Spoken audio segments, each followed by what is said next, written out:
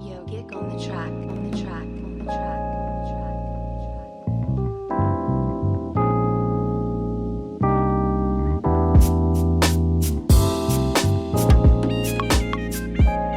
Hello, ladies and gentlemen, boys and girls, and welcome to another edition of the I.M.A.G.E Show on 89.3 KJMC, the heart and soul of the city, Des Moines, Iowa.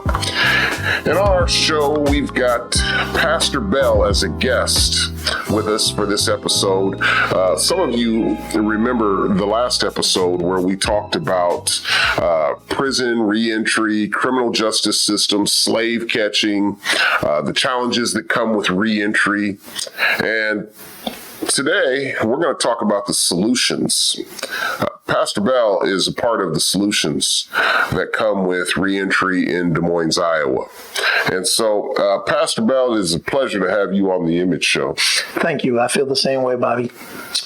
Now, Pastor Bell, in our last episode, we had Kimberly Graham. We also had Travis Schilling. And so they were able to kind of talk a little bit with me about the war on drugs, slave catching, the criminal justice system.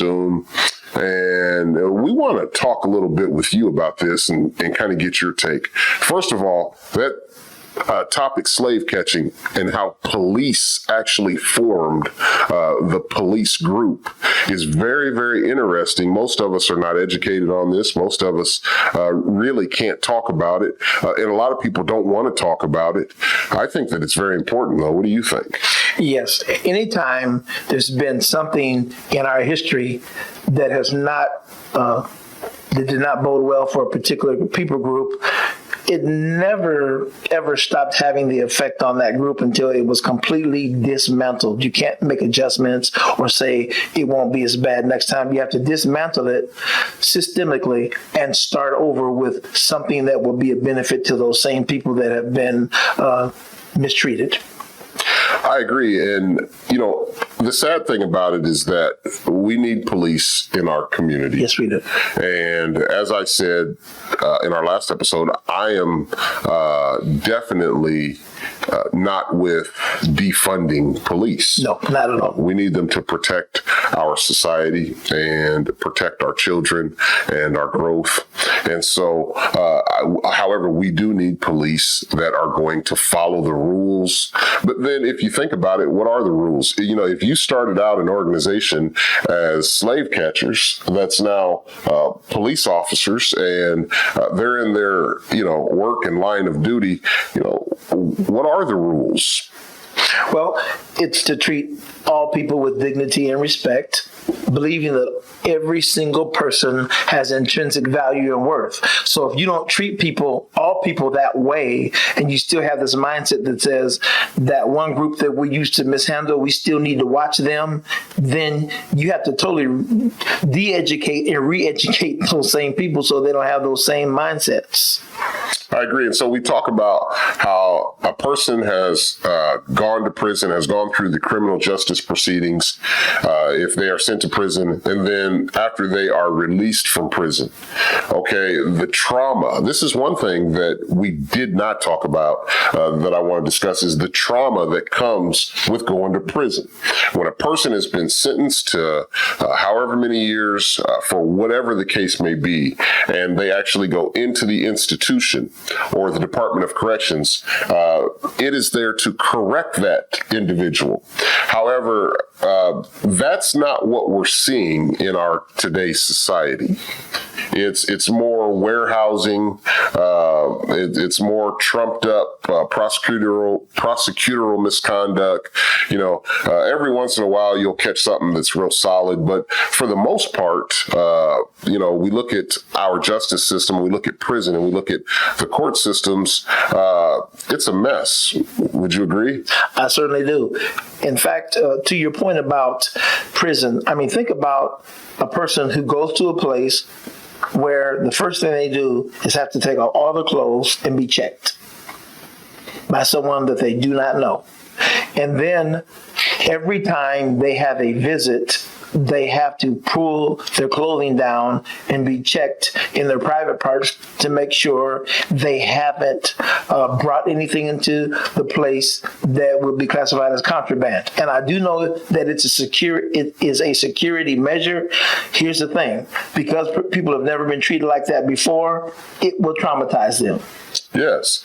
And then you talk about the whole Polk County jail or the jail for that matter and the process, getting fingerprinted and then going into a very, very small confined area, having the doors locked and closed. It's intimidating. And then the food that's served and the whole procedure of waiting on a lawyer, the being patient, and then being at the disadvantage if you don't have the money to hire private counsel.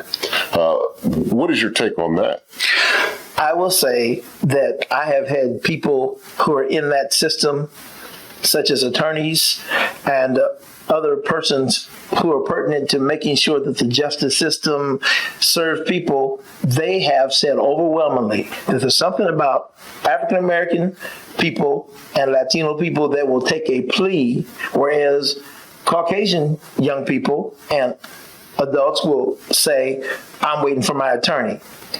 Because there's this freedom that blacks, due to slavery, want immediately, which causes them to accept a charge instead of going to the courts and trying to fight those charges. They would accept a lesser charge, which puts them in a system where now if they violate in any way, now they just become a revolving person going in and out of jail, staying on supervision. It's been proven some people stay on supervision 10, 15 years. Wow. For something like driving without a license. That's ridiculous. And so, the trauma, again, that comes with this, where do people go to get help once they're released? We talk about how they have to pay these supervision fees. We talk about, all these hoops that you have to jump through. Where is the help for the trauma? Where is the mental relief for a person that goes through something like that? Those things aren't really talked about.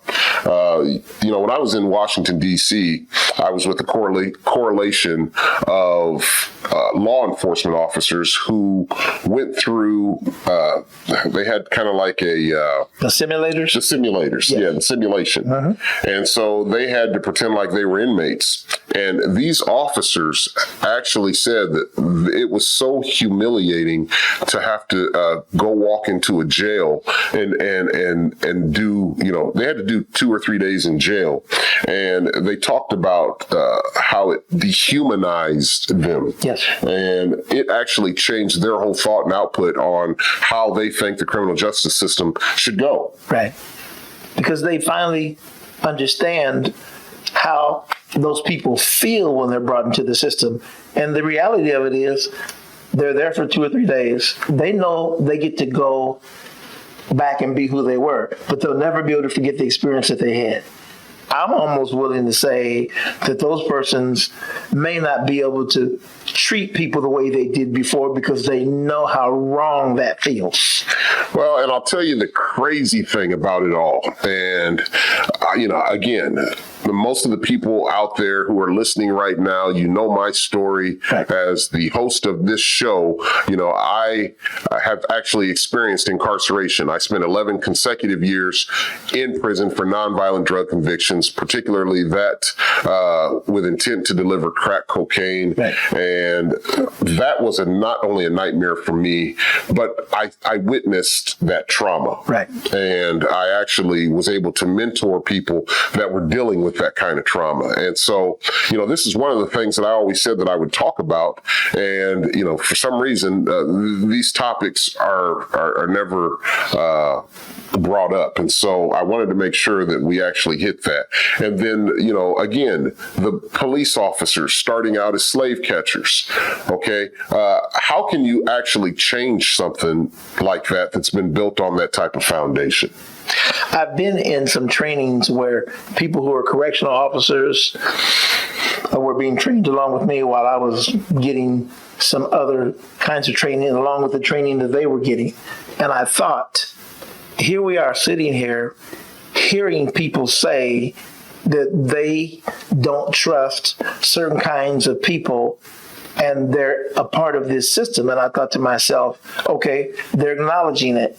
Is there something that helps them realize that those biases and those prejudices will drive how you treat certain populations of people if that's not addressed?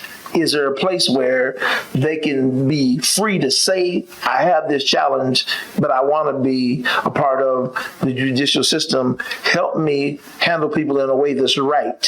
Where do I get that? I do not know where there's something where they get that kind of training other than it's exposed. Exposing it is one thing. Dealing with it is another. Do you feel that our Justice Department has been dealing with this issue? I think George Floyd, Trayvon Martin, not as much as him, but when our world saw George Floyd have someone sit on his neck and ride him like a horse until he died, then people internally said, that's wrong. You'll seldom run into a person who says that was okay to do. I'll tell you, this is another thing, and since you bring that up, I just envisioned that picture and it made me sick.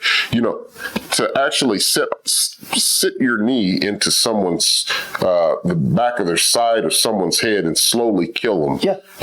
That is a crucial murder.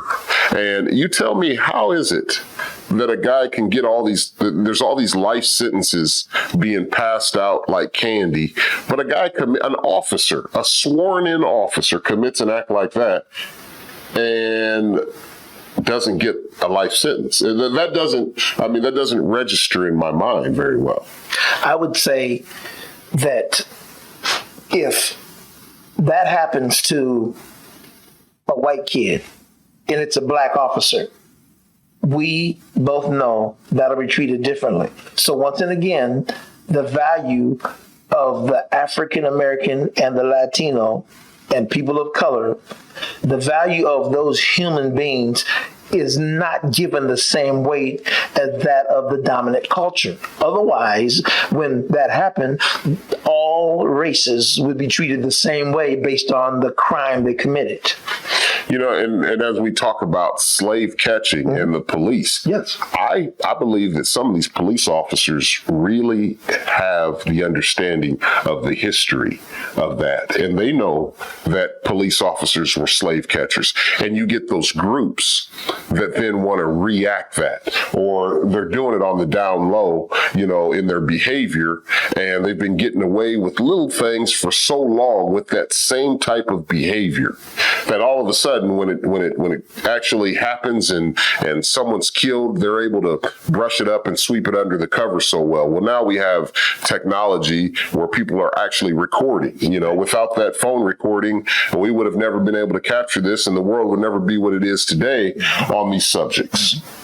So, I don't think that much is being done about that. And when I say that, I mean the cliques, the people that are displaying that old behavior of the good old boy cliques and, illustrating the behaviors of slave catchers, And so these are the things that African Americans are actually in fear of. And there's no one there to actually protect them from this. I mean, you can't change what was already done. Okay. Right. We talk about trauma from guys coming out of prison, guys or gals coming out of prison. Well, there's also trauma for African Americans dealing with this whole issue with police and the brutality. Right. I think it's important to once and again restate that you cannot change the police force until you change the police force. In other words, the personnel. And I am going to say that I had Chief Dana Wingert, who is our chief of police in Des Moines, say to me, Pastor Bell, I know that there's some challenges there. I need Black, Brown, African, Latino, Asian. He said, I need those persons who are eligible to be officers to go and get in the academy, because you can't change the force until you change the force. And I heard him loud and clear. He's basically saying some of those people are going to have to age out, and I got to bring new guys in who don't think like that to change the way policing is done. Ladies and gentlemen, you're tuned in to 89.3 KJMC, Des Moines, Iowa, the heart and soul of the city. And you're listening to The I.M.A.G.E Show. We got to go to a quick commercial. We'll be back after these messages. And when we come back, we're going to talk about the solutions as it relates to reentry. Stay locked and loaded into 89.3. We'll be back after these messages.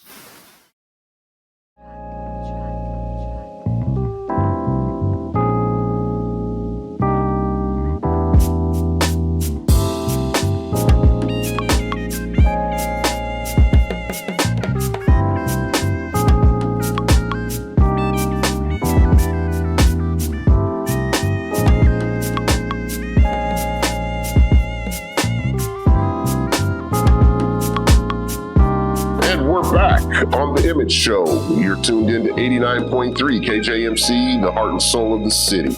You're locked and loaded into the I.M.A.G.E Show. We've got Pastor Bell, and we're talking about reentry. We're talking about slave catching police, where it all developed.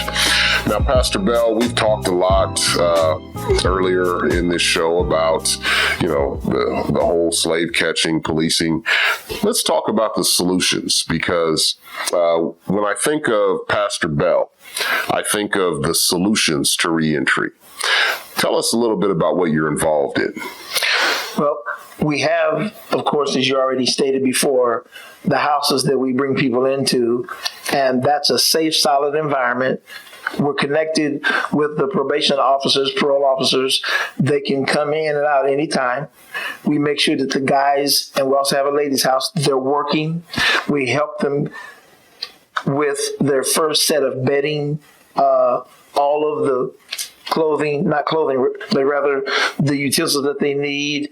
And it's a wonderful partnership with people in the city who say, hey, everything they need to get started, we're going to help them with. So when you put them in that kind of environment where they're protected, they're safe, they're challenged, we find out what their skills, knowledge, and abilities and challenges are, now we can move towards reaffirming them as a man, as a woman, because as you said before, they lose some of that when they're treated the way they are behind prison walls. So we got to let you know that you're a person of influence, you have power, you never lost it, you weren't able to express it where you were. Let's get you back to that person, that human being that can really help adjust the way the world looks at people who have been where you've been. So let me just back up for a minute, okay? For those out there listening right now, if you have a family member, you're in prison, they're in prison, and you're trying to help them, there is help here. And Pastor Bell, you're saying that the transitional housing that is available for those coming out of incarceration, how do they get in touch with you? Is there a telephone number, website that you can tell us how we can get in touch with you or someone that can get us started throughout this process? Yeah, all you have to do is go to the Dads with a Purpose, IA.org, Dads with a Purpose, that is all one word, Dads with a Purpose, IA.org. It is a website.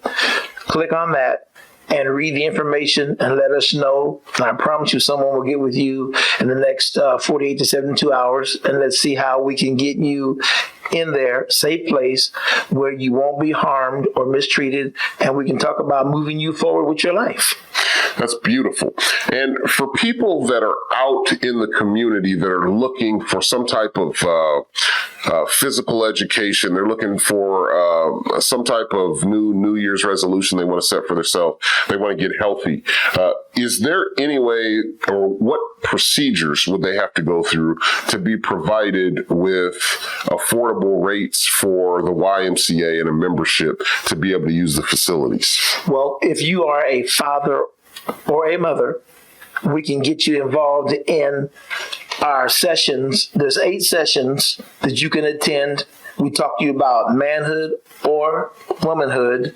We talk to you about resolving conflicts, understanding child support system. But even if you don't have children, learning about motherhood and fatherhood, after 4 sessions, we can get you a Y membership to any YMCA in the city. You can go there and enjoy yourself. It's a family membership that lasts for 4 months. Then it reboots for another 4 months. Then we reboot it one more time for 4 months. That's 12 months for you and your family to get strong, healthy, safe environment, safe place, get yourself strengthened and structured, and then that'll help you. That'll go a long ways when you're feeling better about yourself. And it's a bonding time with that family and all those other people that you'll be around.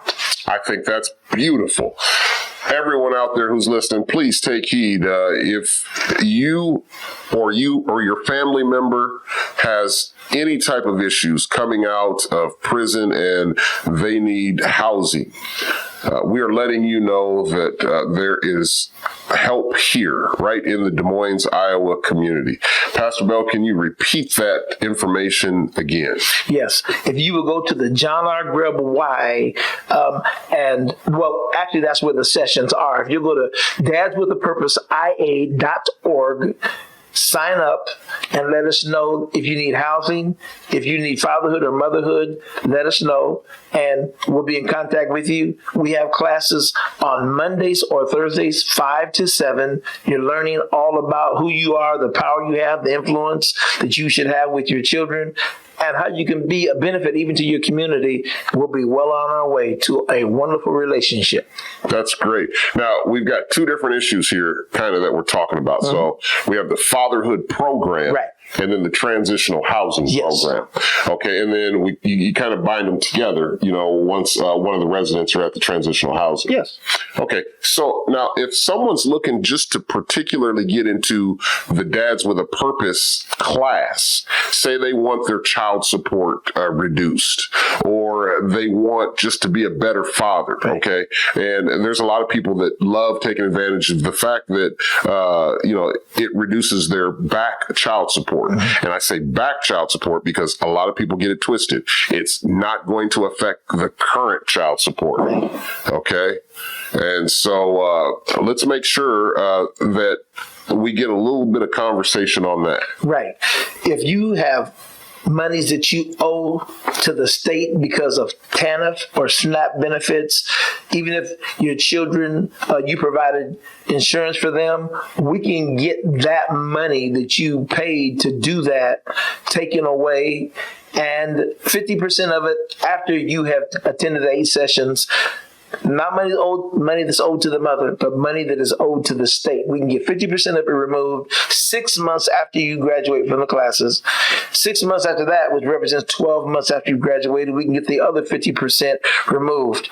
That money being removed will make it so that when you go to sign up to get, even to enter into college, or they look at your debt to income ratio, they will see that you don't owe that money anymore. You go to get a car. How about your credit score? All that stuff will start adjusting once they find out that you don't owe that money anymore.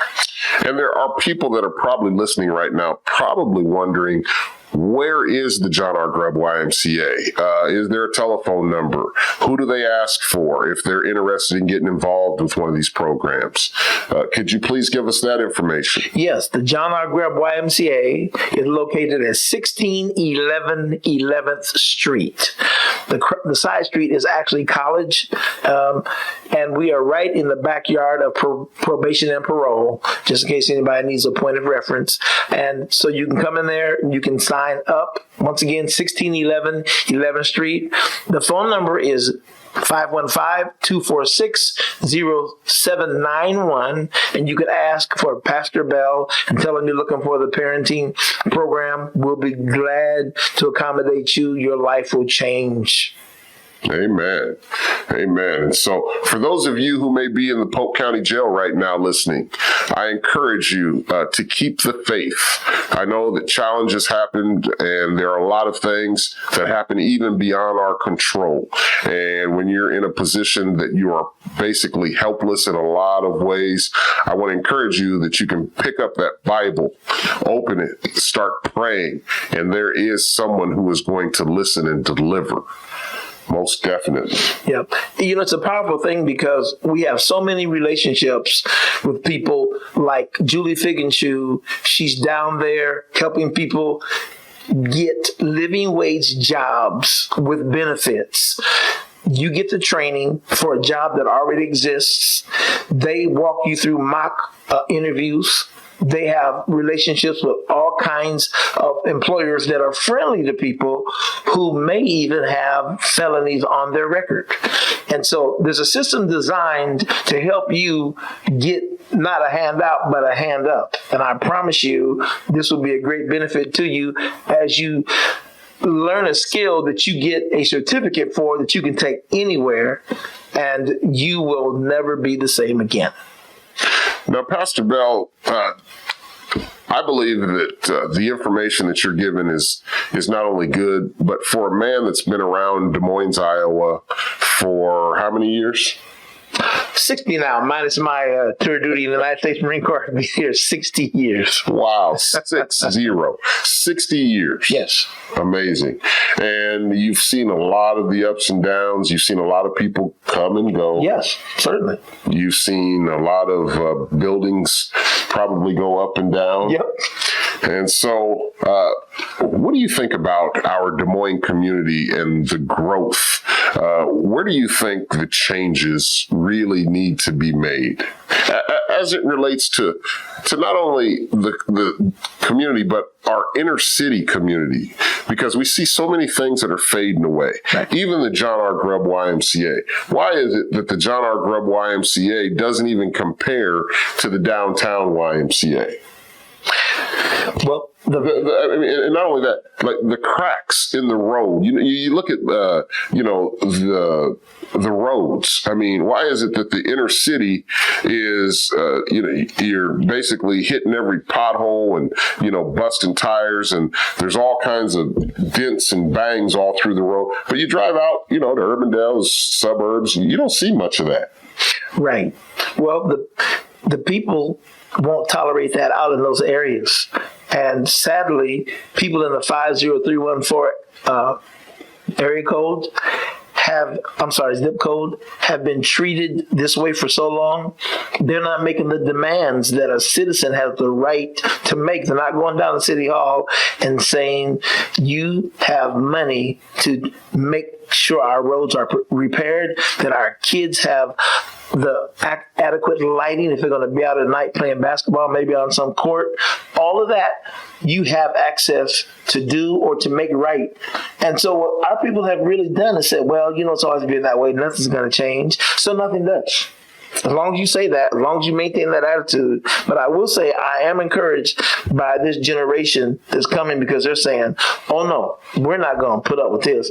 The only thing we got to do is make sure that they don't turn to violence to try to get what they want, but really learn how to walk in there and sit down in front of your legislators, in front of your people at City Hall, and say, you cannot continue to do this because our children and our grandchildren shouldn't have to live like this. Amen. And, we need to get involved. We need to engage ourselves with what's going on, what's in front of us. And that's why I had Kimberly Graham on here. As a prosecutor and a county attorney candidate, you need to know who's coming in to your community, who's getting ready to make these decisions, right. Where the problem lies, and where this person's at with their behavior, with that, where their attitude's at, where is their mind on these types of policies and ideas. And I mean, even look at our governor candidates. I mean, we've got Deidre DeGier who's running for governor. Right. I think that that's awesome. It is. I think that it's beautiful that she's, stepped out on faith, and that she had the confidence, because she's already got the talent. Yes. We know that, but she's also got the confidence, and this is somebody that actually can make change happen. I worked next to this lady at the Evelyn K. Davis Center, and it was such a joy to be able to come to work.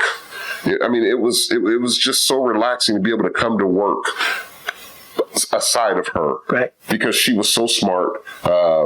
She was always very, very well prepared. Right. She had a soft-spoken voice, and I mean, I really take my hat off to her, and I think that more people need to really get engaged and just see what's going on. I mean, you never know who someone is until you pay attention and start following them and start listening and getting engaged. Yeah, and it's good to realize that if you're going to vote, don't vote against, vote for. If you only vote against, all you're looking at is the negative side.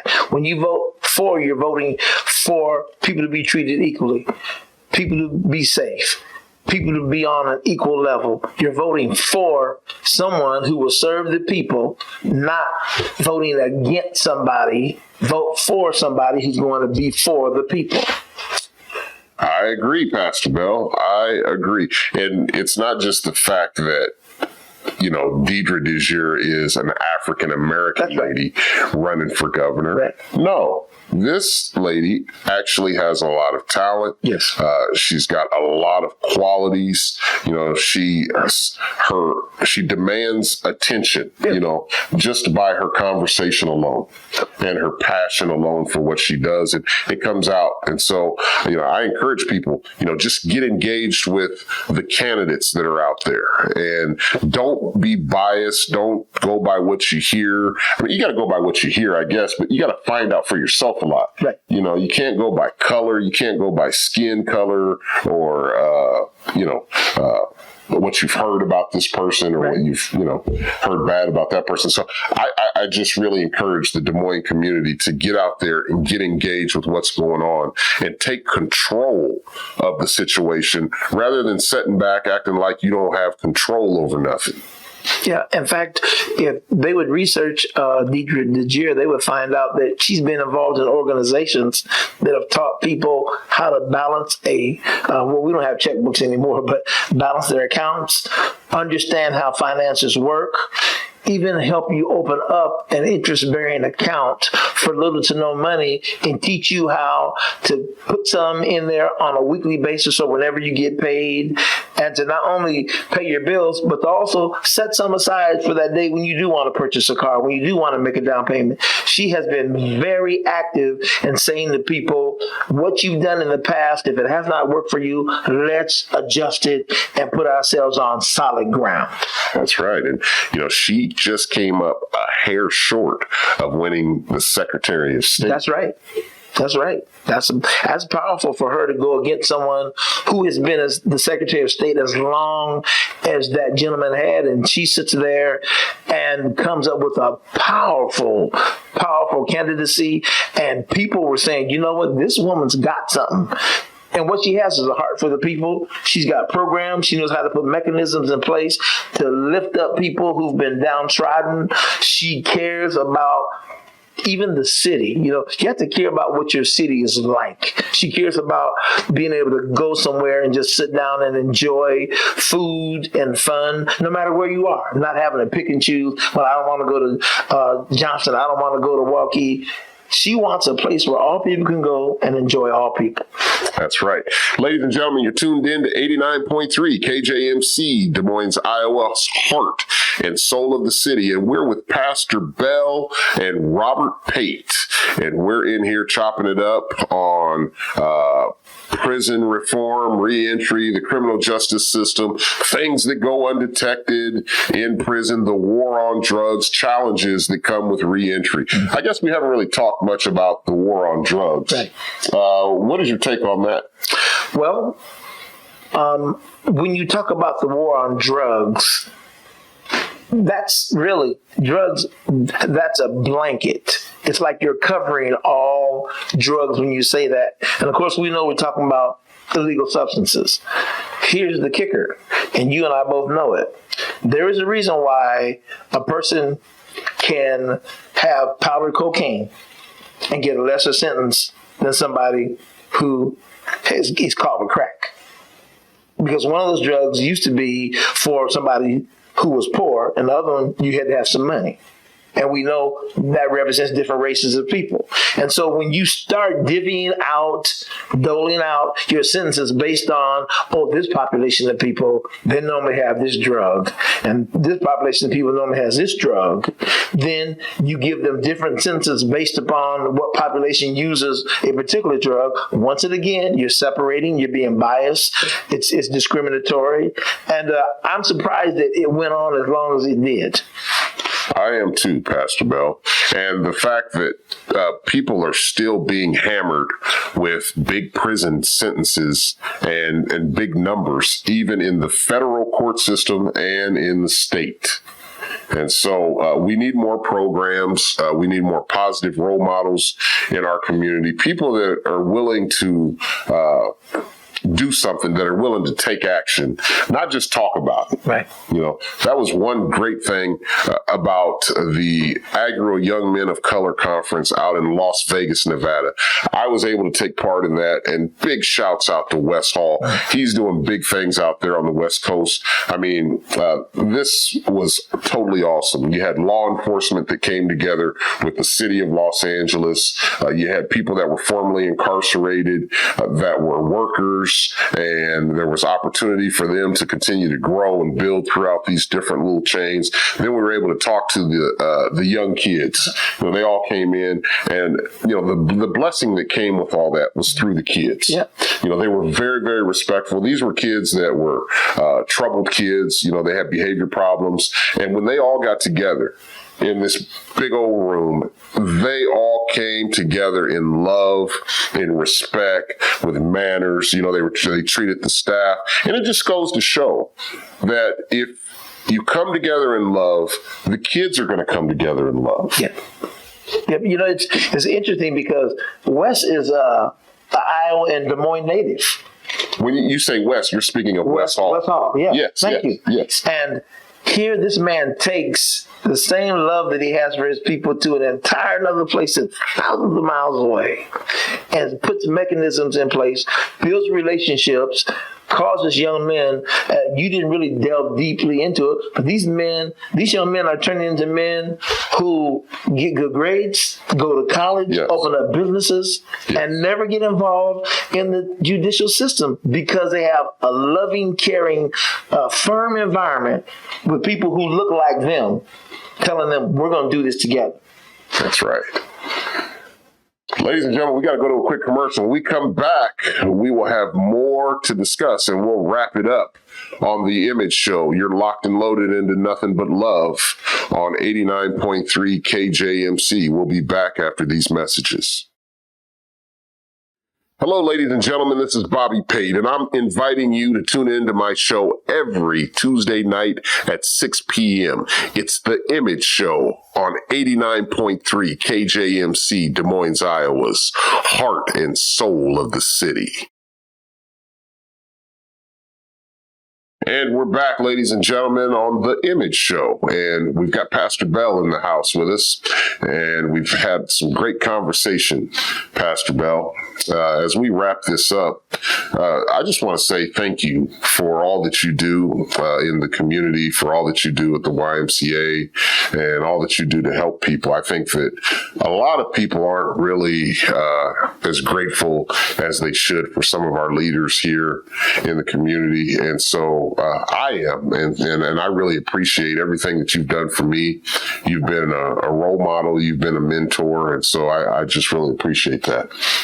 Thanks, Bobby. I really appreciate the one thing that you've done above many things is that you made good on your word. You said, when I get my freedom, I am never going back to that place, but to help others come out. And you have lived that. You have become that person that people say, have you ever heard about Image for Lives? And so you're becoming a household name. And the interesting thing is when people start out to do something for somebody that's downtrodden, underprivileged, they're not normally starting that to say, I'm going to make a name for myself. They say, I'm going to help people. And when you go to help people, things start coming your way that allow you to help more people. And you attach, other people rather attach themselves to someone who cares enough to step outside of their comfort zone to help somebody else. And before you know it, you've got this energy and this momentum that's driving you into other people's lives. Now what we need to do is attach resources and finances to that. Because the one thing that there's a struggle with in our city is not looking at it as just outreach, because people don't like to fund outreach. They'll fund other things, but when you say we're going to go help people, even when you describe how you're going to help people get jobs and reconnecting them to their children, we found out that 75 to 80% of people who get reconnected to their children do not recidivate. They do not go back to prison. So if you get them back in the lives of their kids, help them with their back child support, find friendly employers, get them housing, get them a living wage job, what's that person going to do? Succeed. That's what we want. That's what we want. Right on. I agree. And support is a huge part of it. Oh, huge. I have people that are in my corner for support, and I want to be able to extend that to other people, and I want them to be able to extend it to others, and then the domino effect takes place. That's the pipeline that we need. Oh, yeah. Yeah. My mom cooked at Drake for 16 years, and I don't know if I ever told you this story. She found out there were kids going to Drake who couldn't afford. Now, when you're talking Drake University? Drake University. Okay. Yep.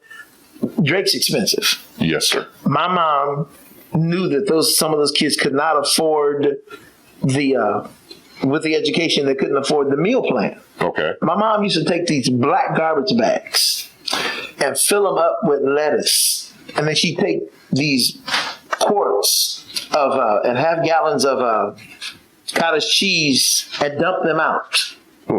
Clean them, put potatoes, steak, corn, and gravy on top, and stick them down those garbage bags and take them out to the dumpster and tell the kids who couldn't afford the meal plans to go get them. I've heard a lot of good stories about your mother, and especially with Drake University, the basketball players. Oh, man, yeah. Lewis Lloyd. Oh, yeah. And that old Lewis Lloyd. Pulling and all them guys, man. And so the point I was making is, I remember hearing about that my mom cared enough about those kids. She said, okay, they're getting an education, but where's the energy to sit in that class all day when you're hungry or you're living off popcorn or whatever snacks you can afford? She took what she had and used it to the benefit. She said, son, all they're going to do is throw that food away anyway. She said, that's what they're going to do. And I said to myself, how powerful is a little 4'11" woman to be able to do that, to the point where I was getting free tickets to go down to the Veterans Auditorium and watch games because people were so happy. And I thought, if my mom could do that, what could you and I, if we taught people to use whatever they had to help people move forward in life? Yeah, I agree.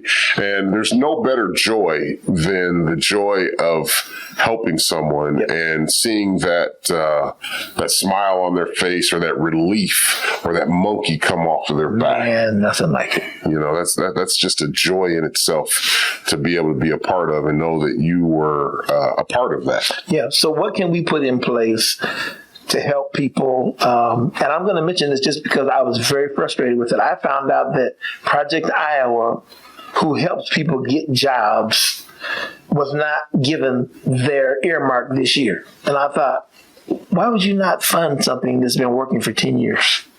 Wow. It's been working for 10 years and you don't fund it again. And who is it helping? See, I always look at what something is doing.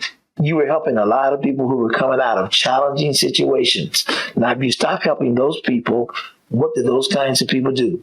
They will go back to what's familiar because people are going to eat and sleep somewhere. That's right. Ladies and gentlemen, we are out of time. We want to really thank you for tuning in to 89.3 KJMC's Heart and Soul of the City and the Image Show. We want you to catch us every Tuesday night at 6 p.m. Robert Pate. And on behalf of the Image Show, I want to say so long. Thank you so much for your time, and thank you so much for your support. We'll see you soon.